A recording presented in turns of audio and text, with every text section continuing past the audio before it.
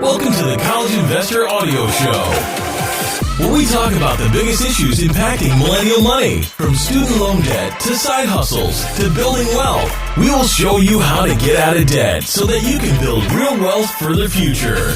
Welcome to the show today. You know, there are many ways to make money, as we discuss on this podcast quite a bit. And diversifying your portfolio can be a smart idea, of course. Well, while most people might not want to invest all of their money in niche investments like sports and trading cards, it can make sense to allocate at least a portion of your portfolio to these types of alternative investments. Plus, it can certainly be true that investing in trading cards or sports memorabilia can provide a sense of enjoyment in a way that buying mutual funds or bonds just doesn't. So let's talk about it. How to invest in sports and trading cards.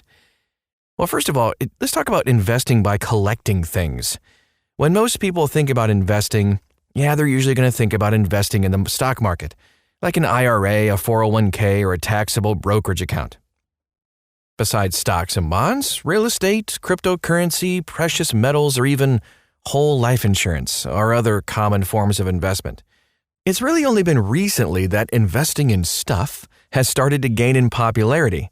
Sports cards, other trading cards, art, and coins were traditionally not very popular investments.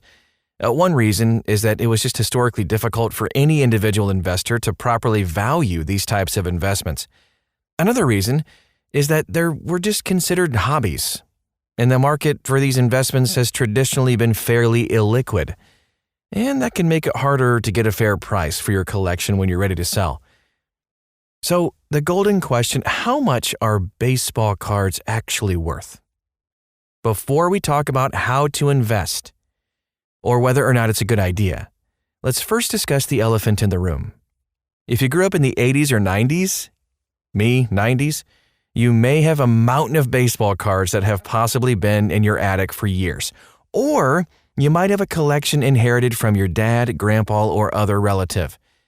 You might think that you're sitting on a veritable gold mine, but the fact of the matter is that most baseball card and other sports cards from the 80s and 90s are worthless. Pretty much. No, that doesn't mean that none of your cards are worth anything, but you might want to temper your dreams about using your buckets of baseball cards to pay for your kids' college. A good rule of thumb for cards from that era is that if it's not a rookie and or a card of someone who is in the Hall of Fame right now, it's just not going to be worth anything. If you have cards from the 60s or earlier in good condition, okay, different story we're talking about there. The condition of cards plays a huge role, of course, in determining their value. Okay, now that that's out of the way, let's talk about how to invest in sports or trading cards if you're interested in doing this. There are two main ways that you can invest. You can look at short-term sports card investing or long-term sports card investing. This is similar to investing in the stock market and the difference between a long-term buy and hold strategy as compared to day trading, for example.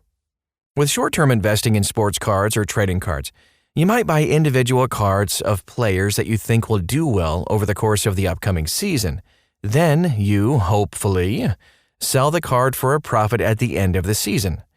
With long-term investing in sports cards, though, you buy cards that you think will appreciate in value, but you hold on to them for several years, or longer in some cases.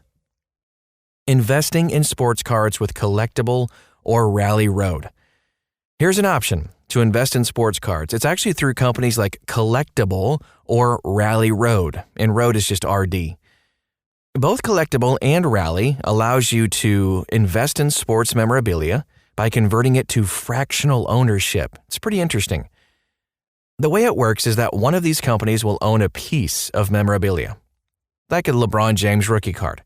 If the card appraised at $1 million, they might offer 100,000 shares at $10 each. You can purchase a $10 share, and if the total price of the collectible increases, the value of your share goes up proportionally.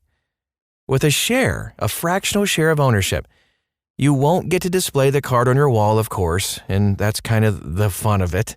But it can be a great way to capture appreciation while limiting your risk. While collectible, and by the way, collectible is spelled with an A, not an I, so collectable is pretty much what it looks like. They focus mostly on sports memorabilia. Rally also offers other forms of collectibles, including comic books, art, action figures, and more.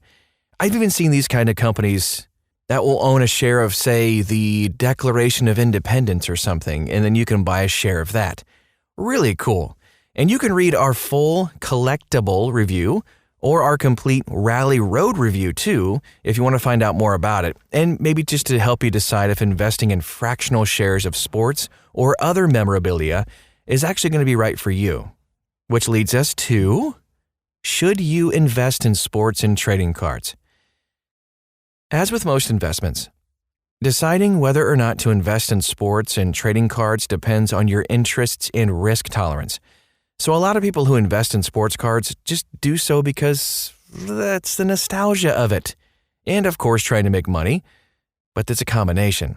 So as with most investments, in order to make money consistently, you'll need to put in the time and energy to understand which cards might be profitable. If you want to get started in this, it's a good idea to set a budget of a small percentage of your overall net worth and just see how it goes. If you find that you have a system that picks winning investments, gradually increase your investment. Following a plan like this can help ensure you're not running the risk of submarining your entire retirement if your memorabilia collection just doesn't really do as well as you hoped. Never risk more than you can afford to lose. And that is our show for today. If you want to dig in a little bit deeper, again, find the collectible and Rally Road reviews. You can see those links at thecollegeinvestor.com. Just copy and paste the title of this podcast right in the search bar and you'll find it. Thanks again for stopping by today, and we'll talk to you again real soon.